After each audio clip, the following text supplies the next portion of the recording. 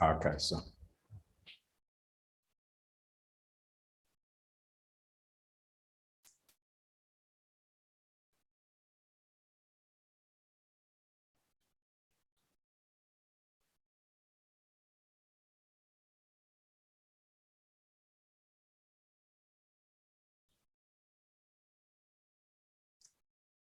So coming back to the body, coming back to nature,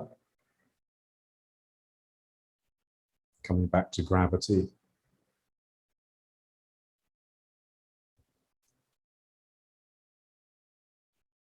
Coming back to our physical presence. Only when you are fully physical do you become energetic.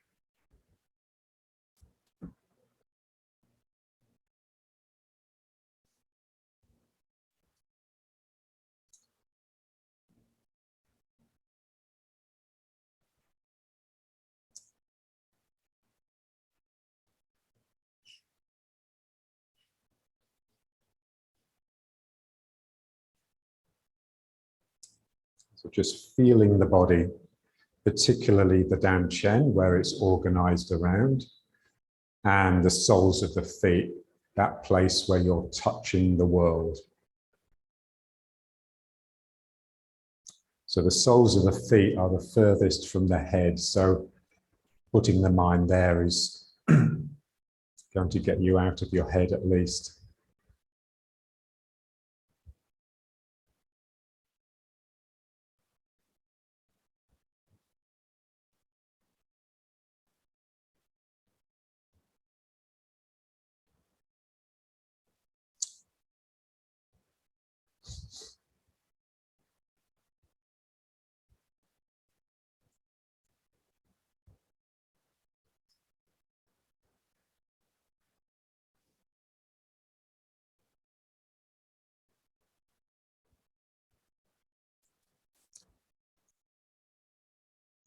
So just trying to get the movement as far from mechanical as is possible.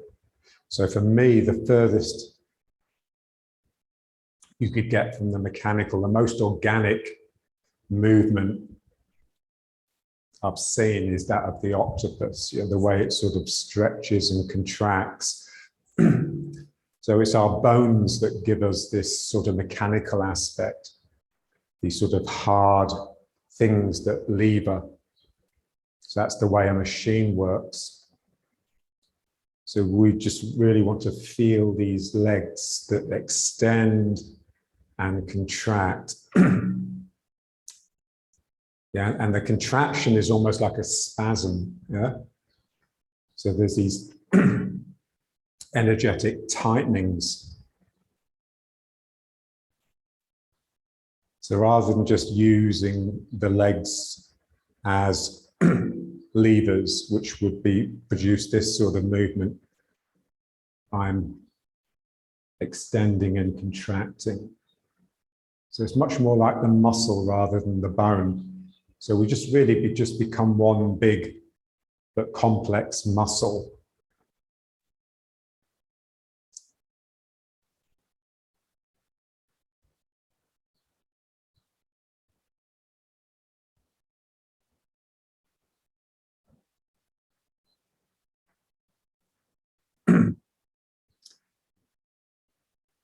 And as the muscle contracts, it also squeezes the bone. So you're giving your structure a massage and just seeing how that affects the mind. You know, so when you're doing this, the mind has a sort of gripping action as well. So the mind becomes of the body in its muscular physicality, rather than of this abstract thinking thing.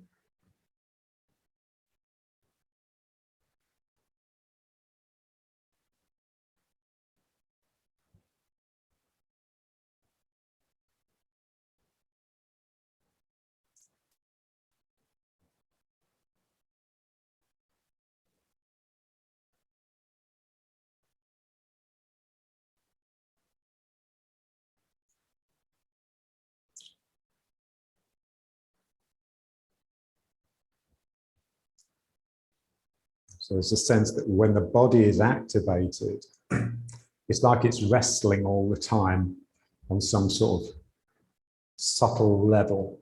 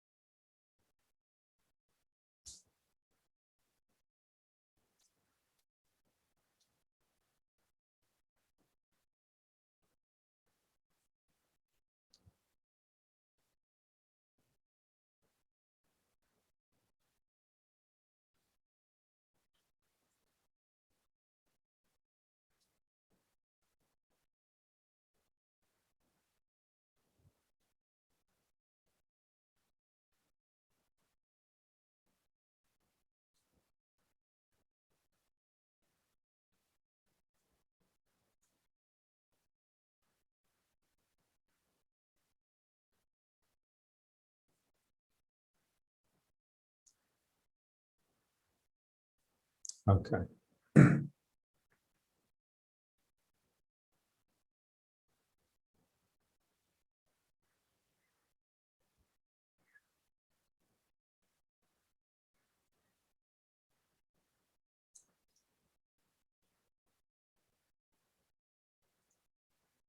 So what makes it difficult, what makes it impossible, is the mind.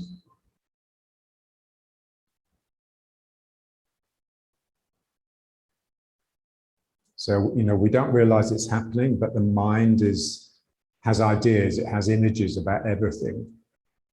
Yeah. So if I say to the students, you know, just relax, then they have an image of relaxation. They have an idea of what relaxation is, and they try to produce that rather than just letting go and allowing the actual relaxation of the body to really surprise the mind.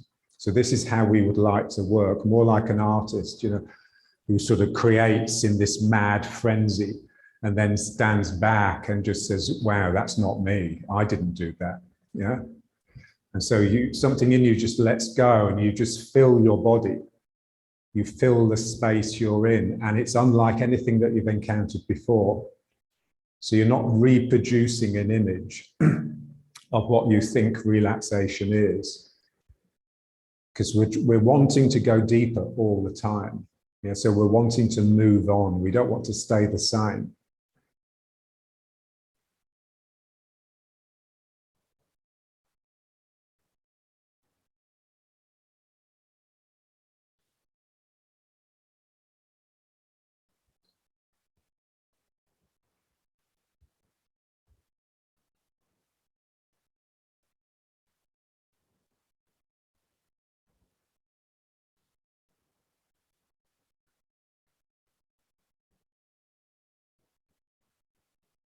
So remember, the two things associated with relaxation are sinking, because we're releasing to gravity, and expansion.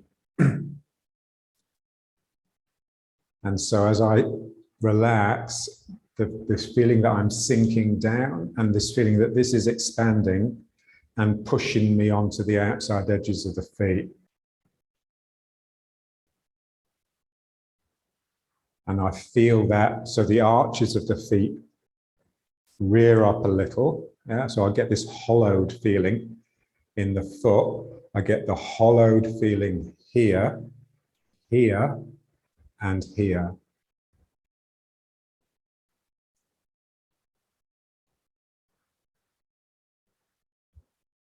So I'm creating a cave I'm creating a container that I dwell inside.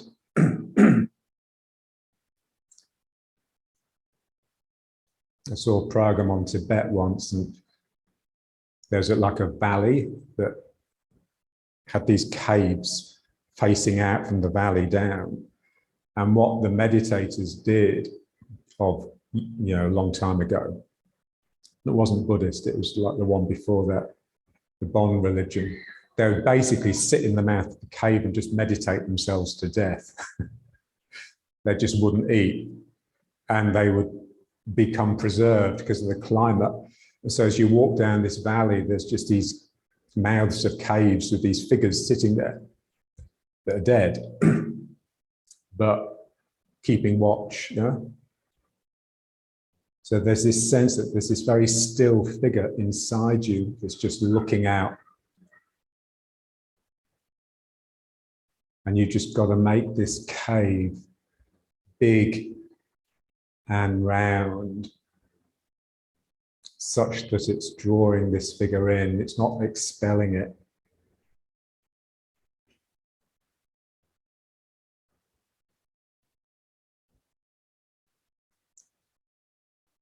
And of course, what makes it difficult, all of this, is that the legs are having to support you. So the more you relax, the more the legs hurt. So the more tense the legs become effectively.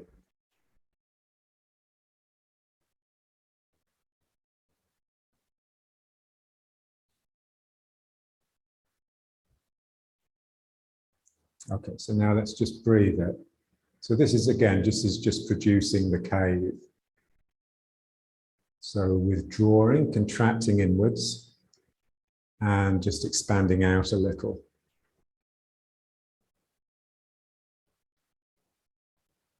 And just with the breath.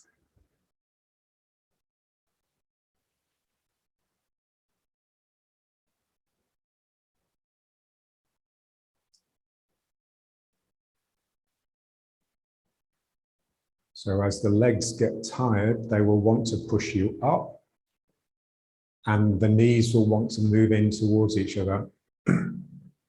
So up and contracting. So that's what we just have to sort of counter with our courage.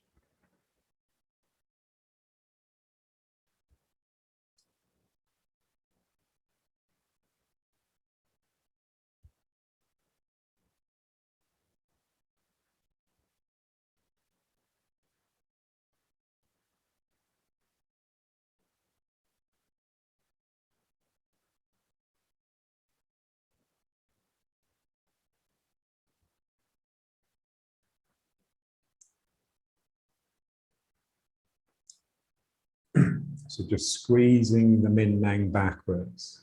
So you're not inclining forwards. So as the head comes forwards, the tail's coming under. So the back is really bowing. And then as the head goes back a little bit, the tail goes back a little bit. So the spine is not inclining forwards and back, it's whipping.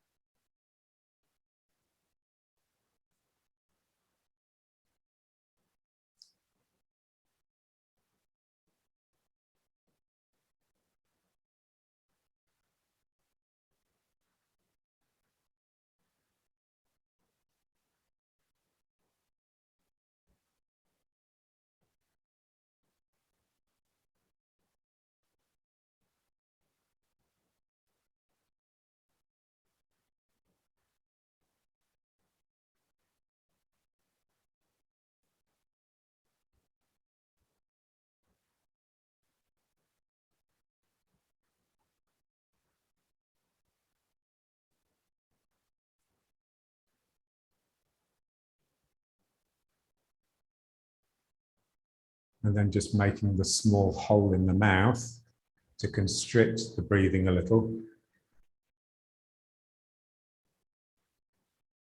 Just forces the muscles in the belly to activate.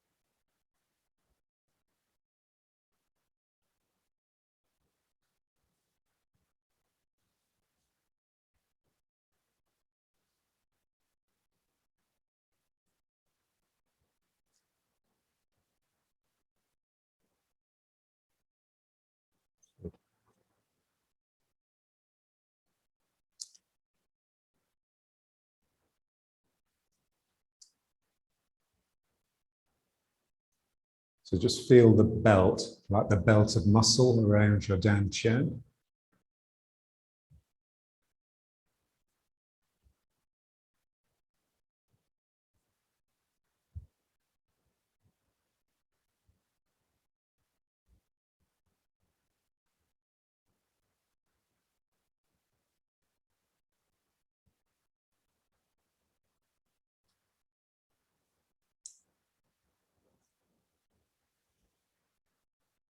Yeah, so the movement seems mechanical because it's repetitive, but it's as far from a machine as you could possibly get. So it's much more the repetition of breathing.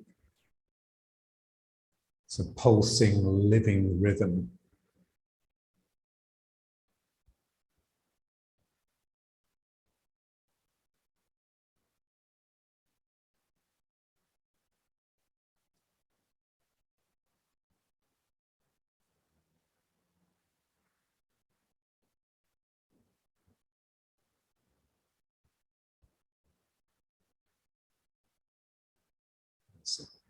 So just really draw into the dantian, really make it a cave.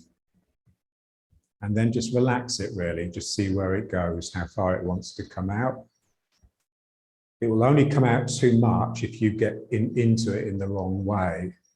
If you start indulging it, then you'll sort of lose its sobriety and it'll just become just an indulgence. Yeah.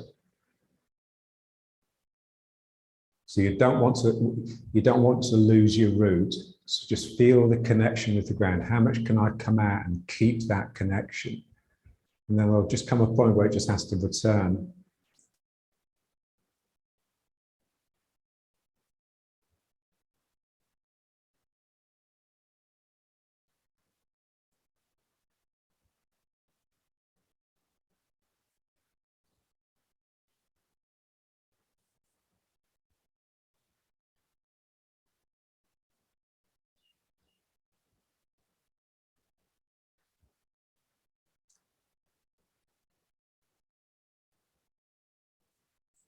So a mechanical rhythm is basically one that's frozen. Yeah.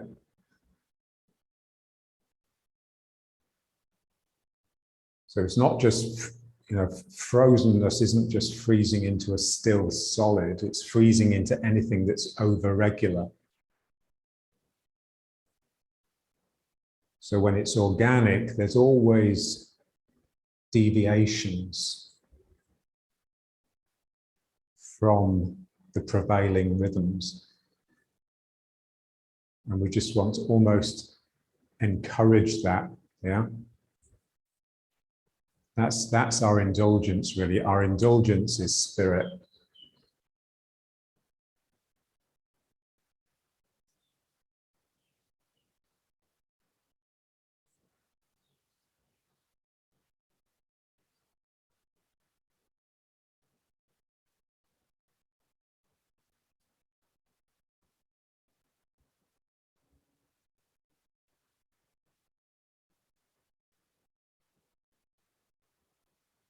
And then just letting it just start really deviating.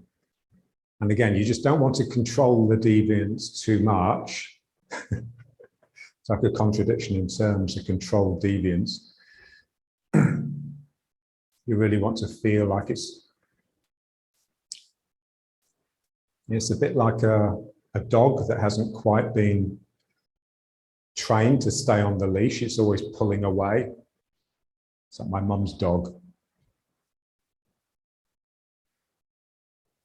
So it's sort of, there's something inside that's wanting to sort of do it its way, and you're having to just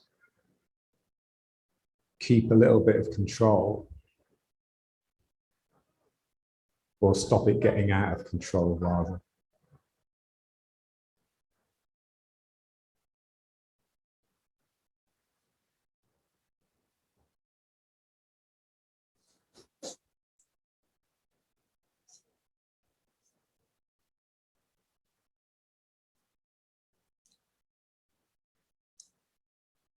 And just feel the tail. So when the min meng is squeezing back, which is what we want, so when the dantian is withdrawing and sinking back. Then the tail is basically between your legs. It doesn't have to come under, like you just drop down. And that's bum in. But it's also like got associations of just being, too much on your own, a bit miserable.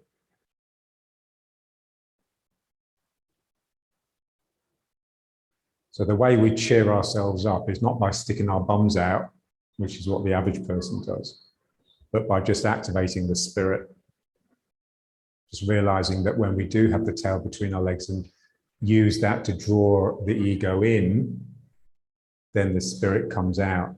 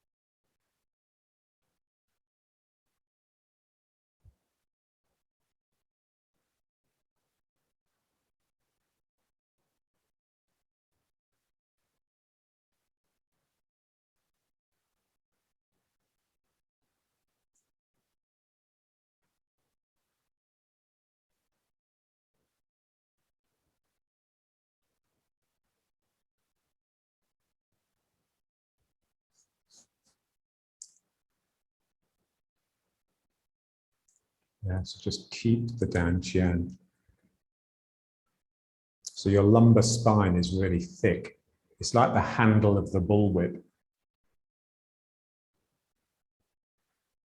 Yeah, so you just want to keep a good grip of the handle. You keep a good grip of your lower back by having mind in dantian. And then you can whip the energy around.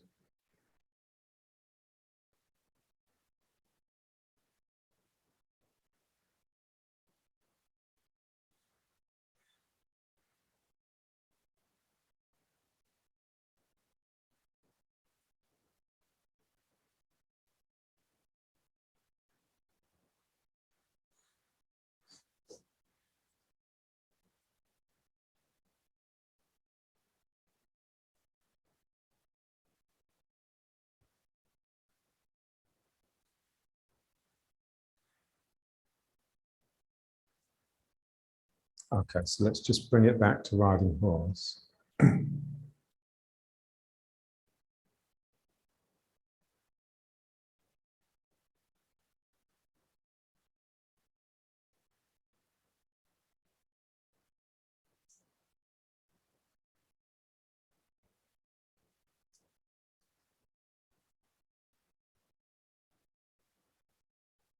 So a quiet mind, not the quiet mind of a meditator who's basically just sort of cut off from the world, but just a quiet mind that just allows you to be really present, really sort of matter of fact. You're just here and really vibrant with your spirit and your presence. So any attempt to think or talk to yourself would require a withdrawal from that presence. You'd have to become absent in some way.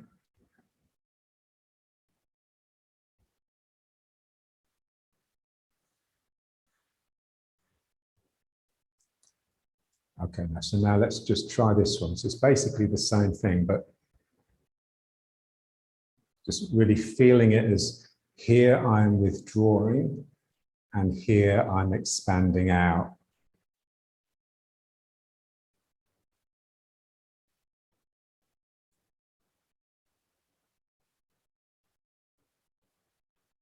And again, just So what we'd like, so we're so used to like turning the waist. We're so used to basically doing everything we do on a course level.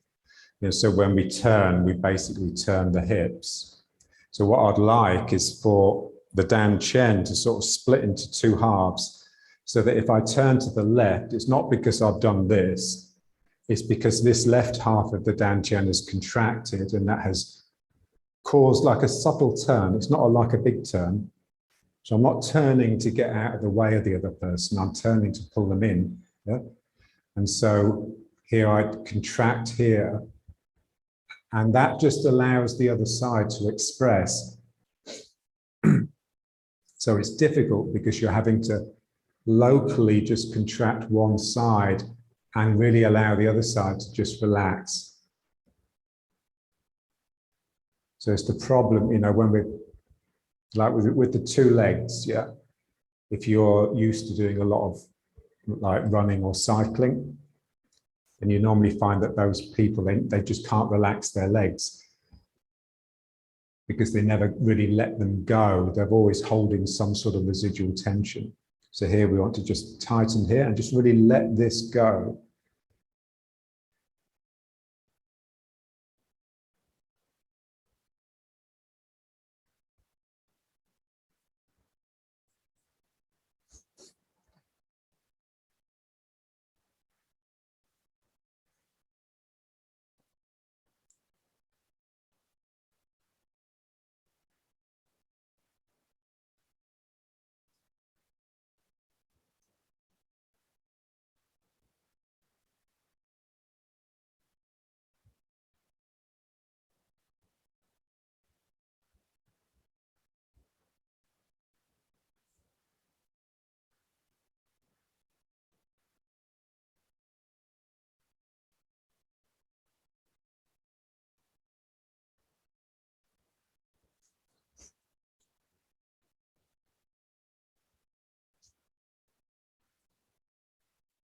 Yeah, and we just want to work the muscles as though they are ring muscles, as though they're sphincters.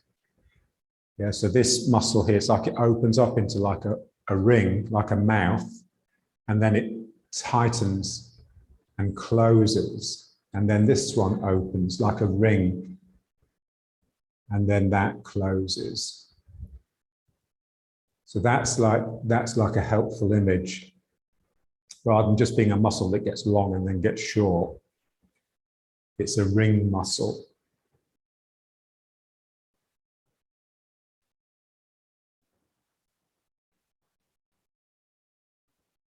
And the interesting thing about the ring muscles is that when you activate them with rhythmical breathing, then they change your energy. They will activate spirit.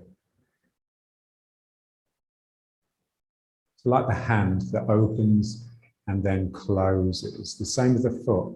So I open this hand, this foot is opening, and then the foot closes into like a claw.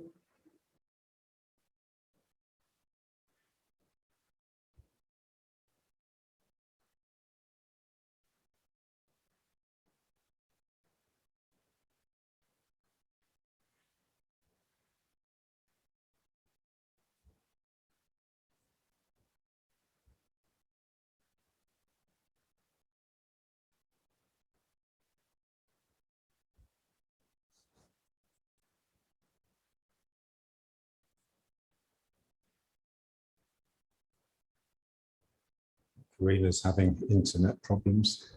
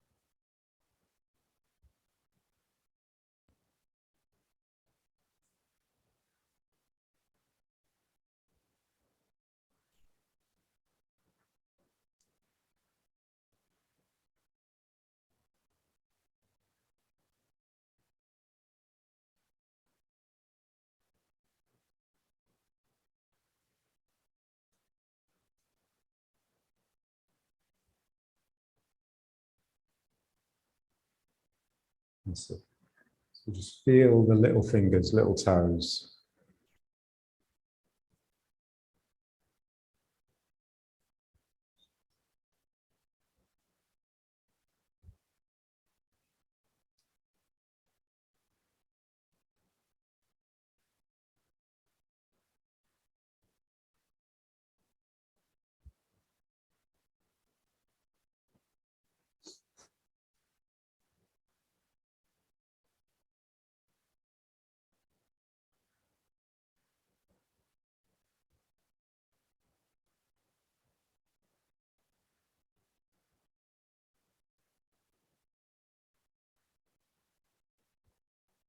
Okay, so let's just bring it back.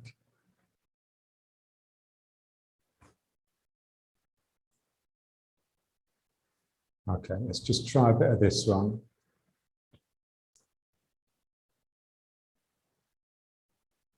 Yeah, so just really feeling, like you're enclosing your body in like a capsule. So the hands coming just to the top of the head here, and then like they're trying to get under the feet.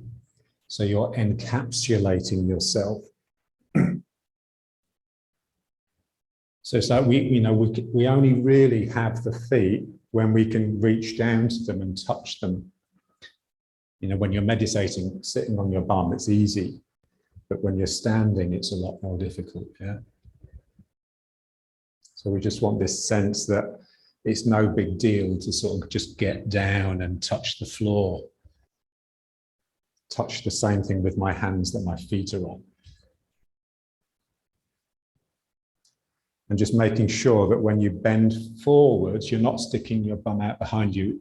This is when the tail is coming under the most.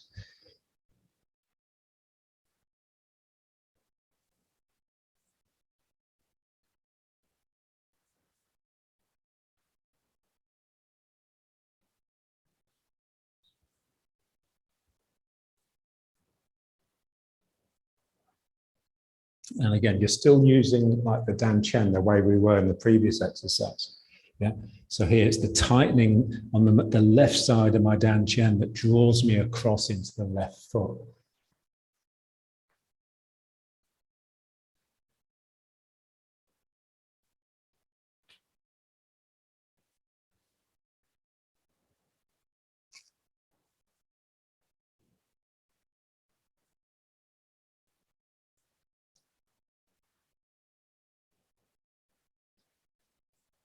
Yeah, so the body is relaxed, but it's not slack. It's really toned up. It's really springy and responsive.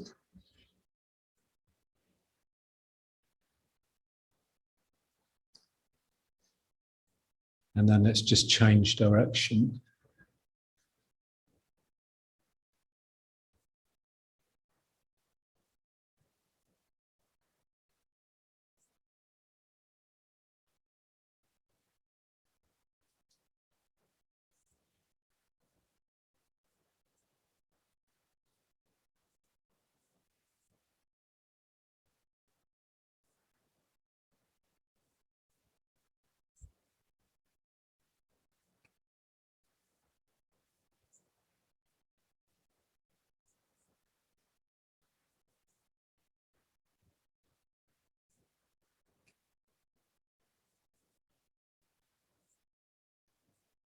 And then just wind it down.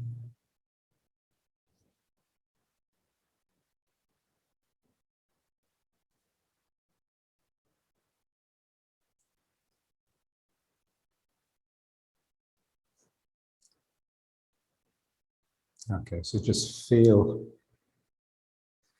the effect of your Dan Chen on every part of you. It's like there's like a little thread running from the Dan Chen to every cell, and that thread is contracting or trying to.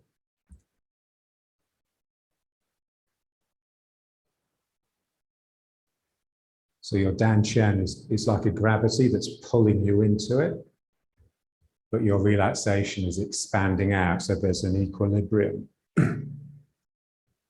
So only when this is really strong can I really strengthen my outward. Yeah? Otherwise, when I strengthen my outward, I'll I'll lose my equilibrium. So the tighter I am inside, the more I can demonstrate relaxation, the better.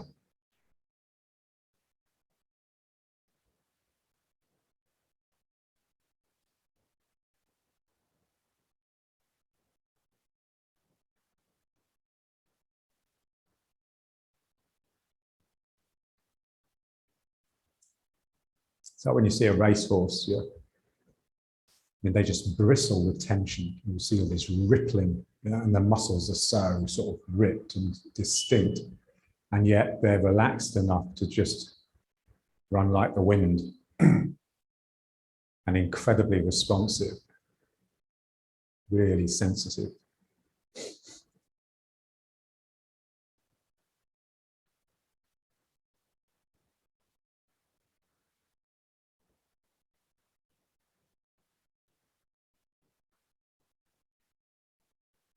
Okay, and now let's just crouch, squat. So really feeling here the Dan Chen just being pressured, so the squatting really squeezes the Dan Chen, so it becomes very apparent. So hands together, using the elbows to drive the knees apart, and just shifting gently from leg to leg, just to let it all open up, almost like a subtle figure of 8 going on around the hips, around the feet. And just with your breathing in a strong way.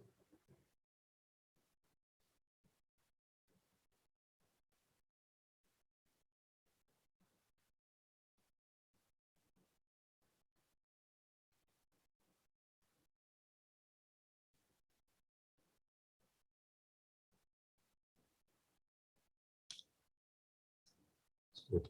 So it's like the activities that we indulge are, they're more for storing energy rather than utilizing energy. So my exercising is drawing power to me, tonifying my body, making my spirit really alive.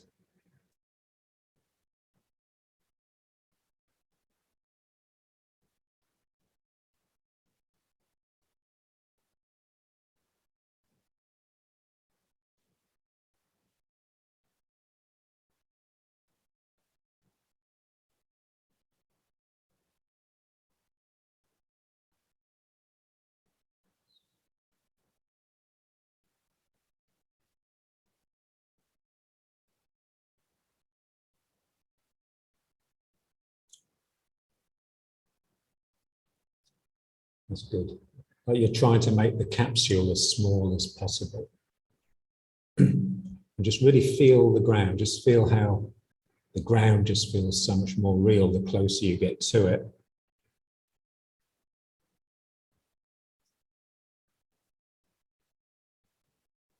So from the day we started walking, standing up, we've been using the legs to protect ourselves from the energy of the ground.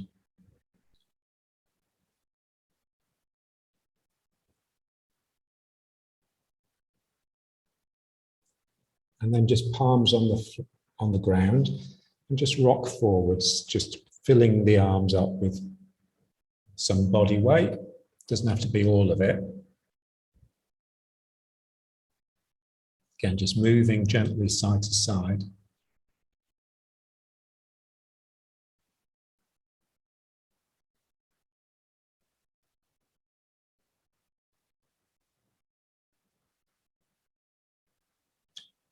And then just slowly rocking back.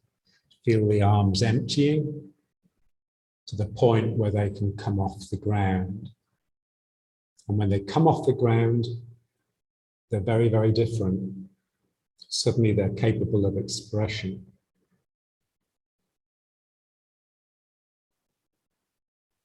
And let's just do it again. So feel as soon as you put your hands on the ground, they change. The energy of the ground starts coming up into them. They can no longer express the way they did, but they can support now So just bringing a little bit of weight forwards and bringing them into support mode proper. Feel the strength coming up the arms into the middle of the back, where between the shoulder blades. And just feel how it changes your mood. You sort of get into tough mood.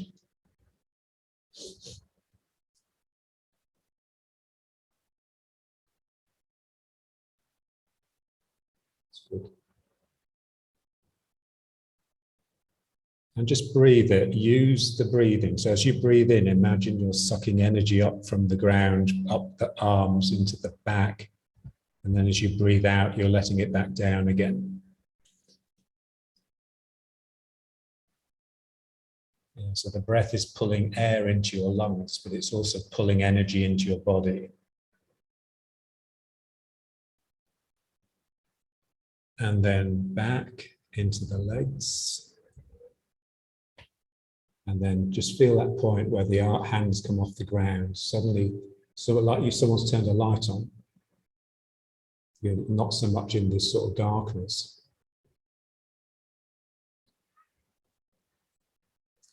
And now get the breathing coming up the legs as well. So as you breathe in, you're drawing the energy up the legs. So you can use the anus, you can sort of tighten the sphincter to help suck the energy up and then just relax it to let the energy down. Yeah, so that Danshan area, it includes the perineum and the anus, yeah, and the urethra, you know, the muscles in the sphincter that stop you from peeing.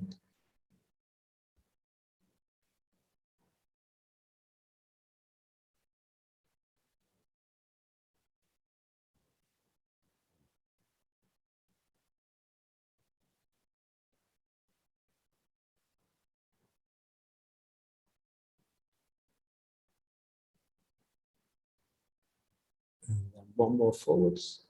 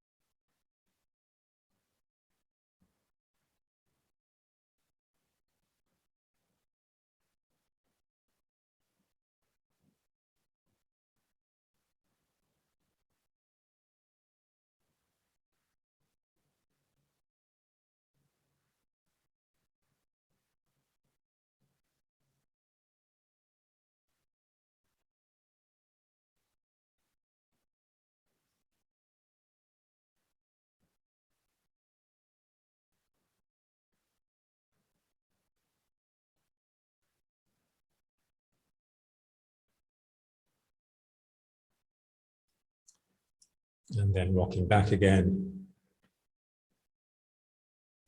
Arms together.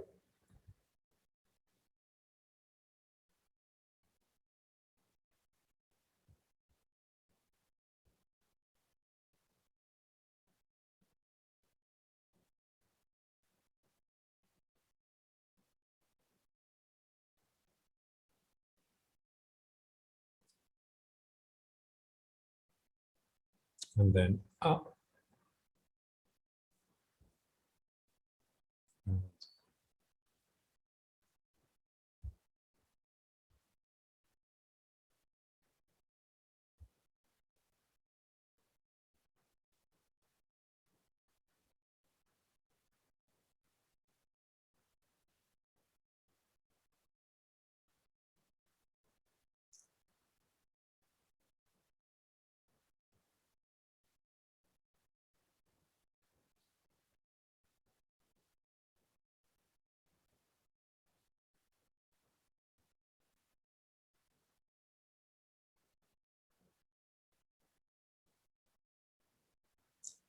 And then let's just try just turning.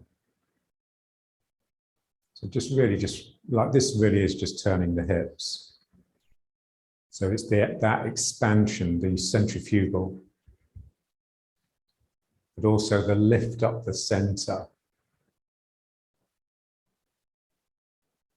And so when you turn lightly, there is a sense that something inside you is lifted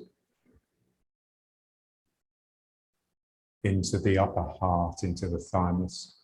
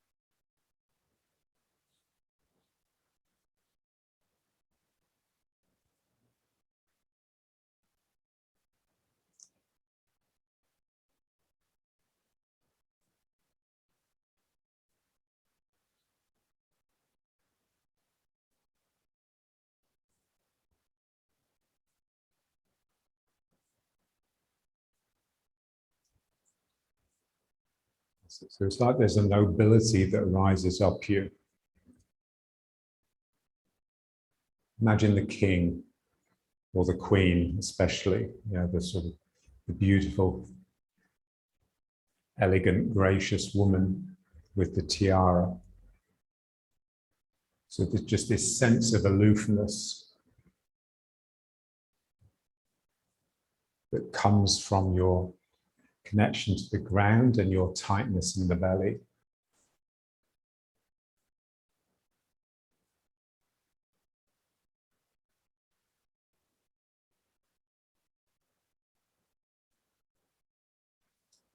Yeah, so it's especially important to have this quality when you're working with another person.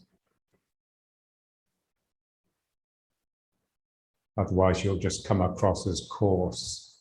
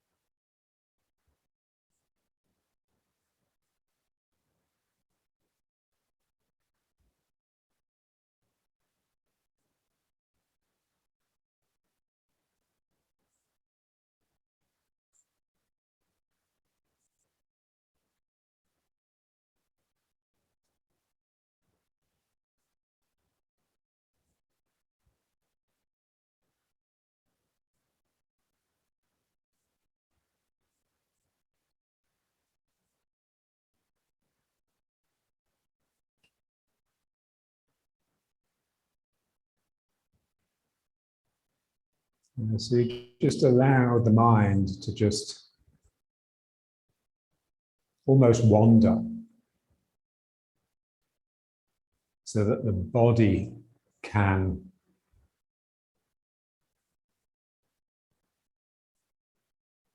sort of express and get into the energy in a way that the mind is always hindering with its images. That's why you just need to do it for a long time.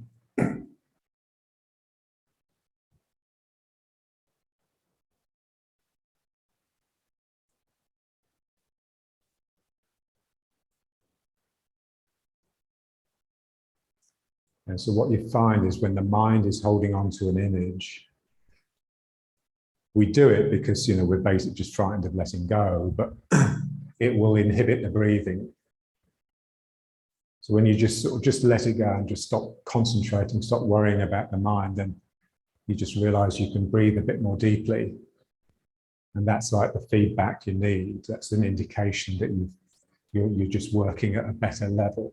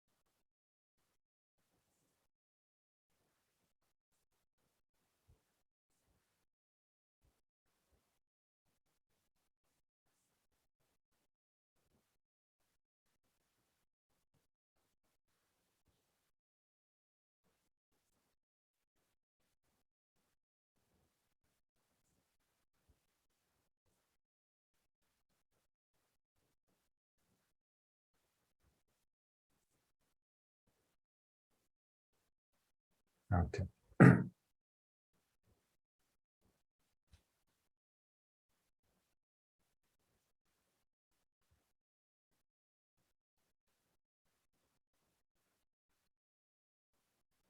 So the Dantian exercises we do tighten us up in the right way, and that exercise loosens us in the right way. So the more incommensurable they appear, the more correct they are. This is what's so difficult. We've just got to keep these different dimensions all juggled together in the one reality.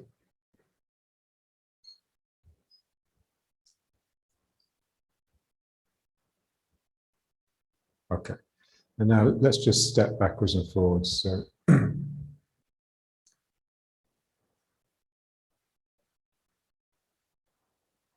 So again, just feeling the leg like a tentacle. Goes out, it draws me in, and then it just oozes.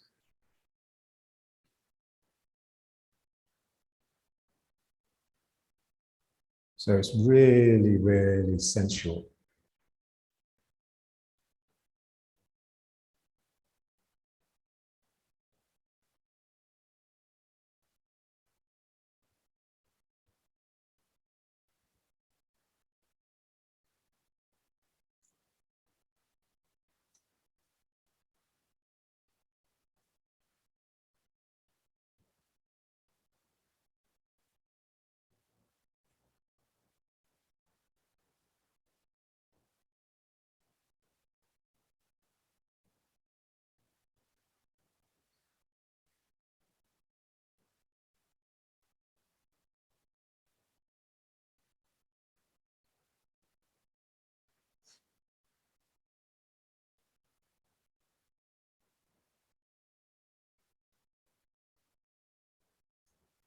So what I call spirit, you know, that sort of shimmer, that sort of dancing quality that artists, especially poets, are very attuned to. Plato called it psyche, which is normally translated as soul. And what's interesting is that the word psyche, it meant soul, but it also meant butterfly. So it's got this sort of flitting, fluttering quality. It sort of dances around and it's always a little bit unsettled. It's always ready to fly off, flit off. And just really colourful and fragile.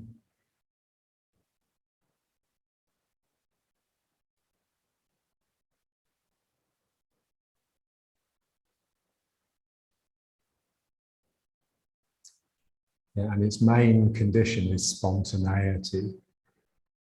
You cannot pin it down unless you kill it. It's quite poignant that people collect pinned butterflies.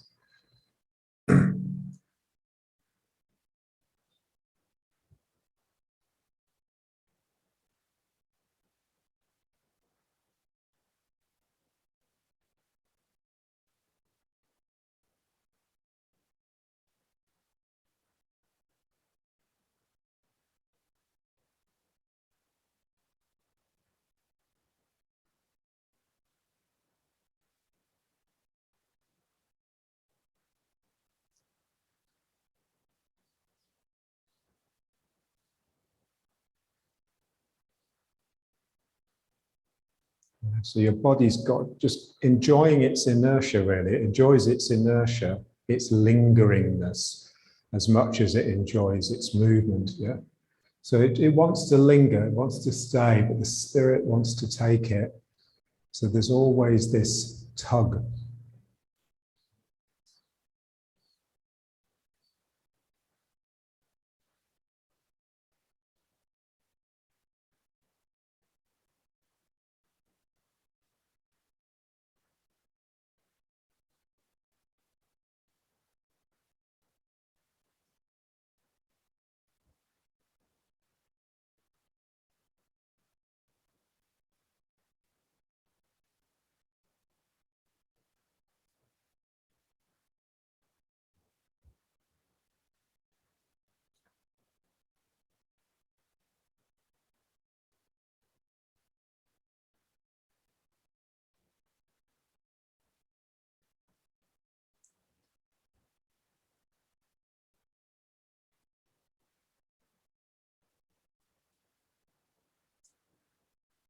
So delight and reverence.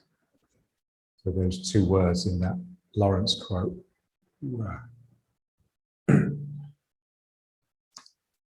When John taught the short form, he would end the first term with a little talk to try and encourage people to come back for the second term.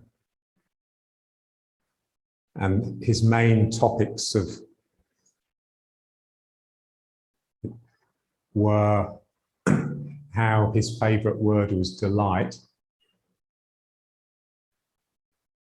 and the three qualities that you need to be a good student. So, see if I can remember what they are: faith, courage, and sincerity.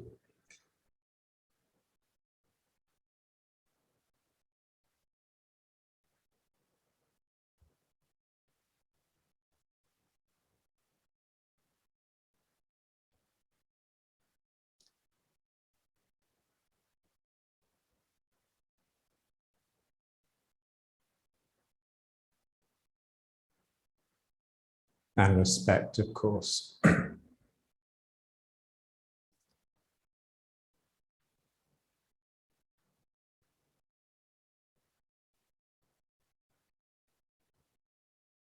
So respect means basically to look back. You know, so you see something, you're a spectator, and then you just withdraw. You withdraw in order to give the thing space.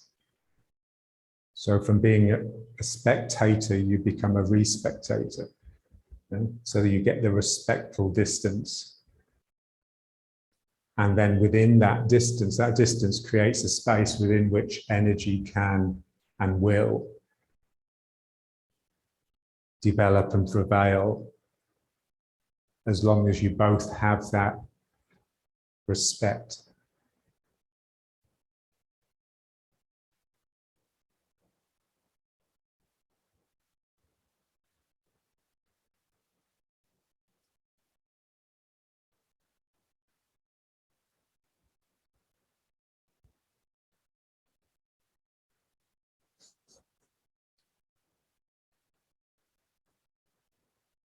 So it's psyche, spirit, soul. That's what keeps you young.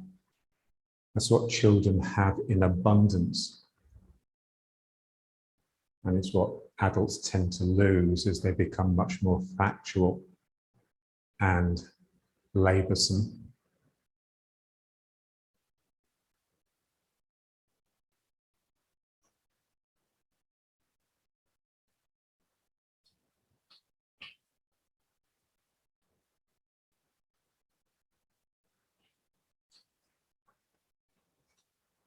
And then let's just try just a bit with the other leg. So the toes reach out and grab and then pull me in, and the heel settles down.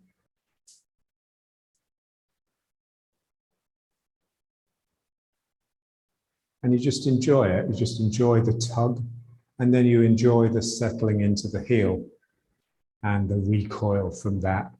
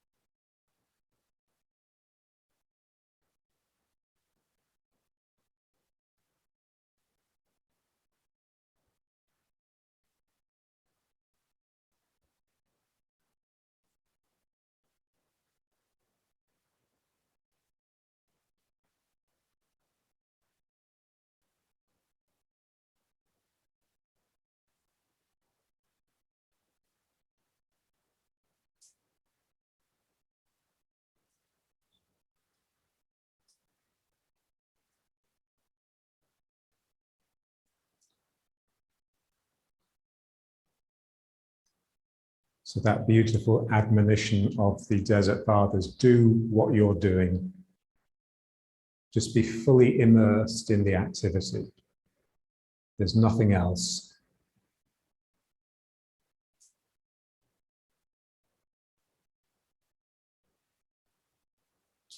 No distractions. The good student is never distracted.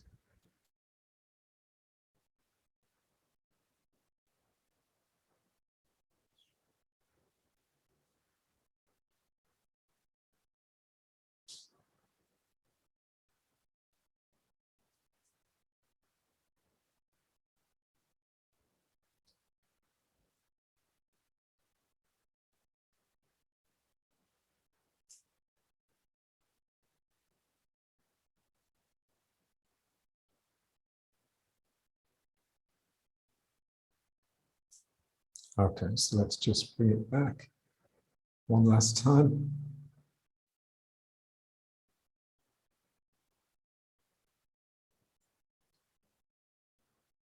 So just feel the body just full of movement.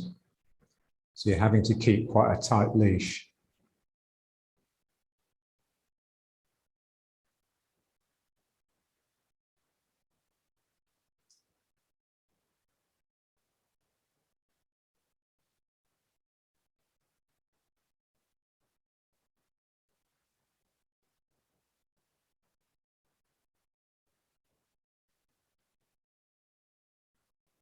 Let's just finish with just a few breathings.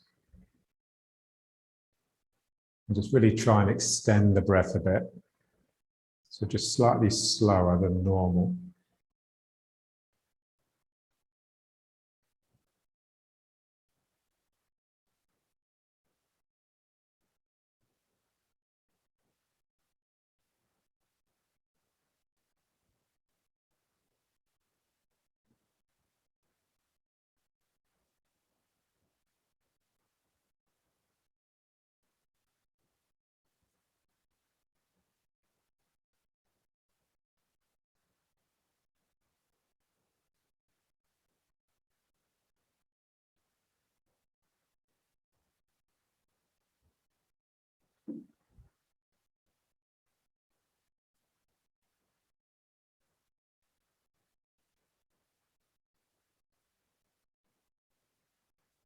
And then just, so you've got that rhythm, but you're also covered in butterflies that are sort of fluttering up and then landing again. So there's like a real fizz.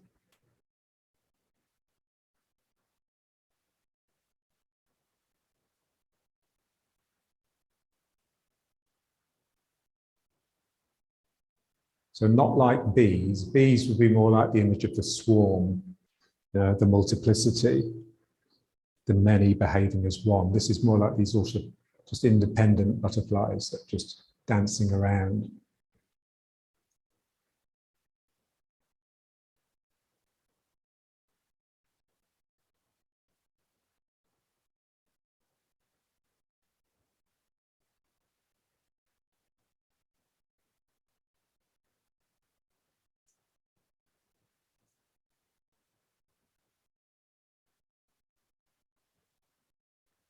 So for me, it's the most important thing, just having the energy to imagine. It doesn't take a lot of energy, but it's a certain type of energy that our normal course activities tends to rob us of.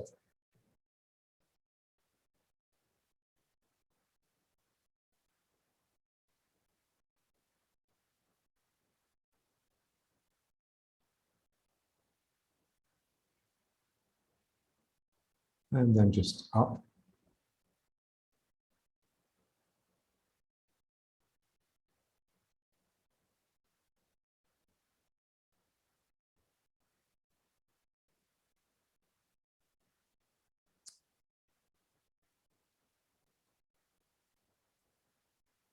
Yeah, so our own, the stillness of our minds allows the body to sort of destabilize a little bit, so we don't have to hold ourselves.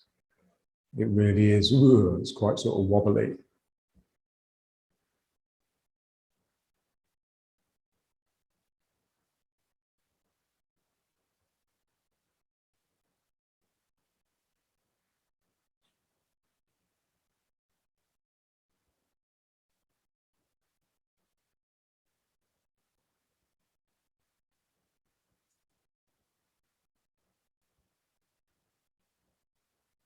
The boys are playing merry hell.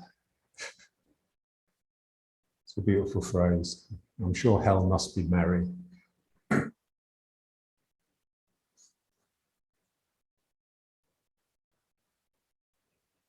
The devil is in the detail.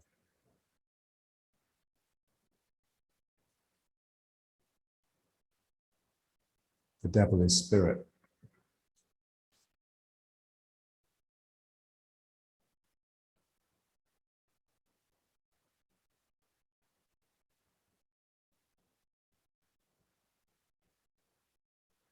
Okay, great.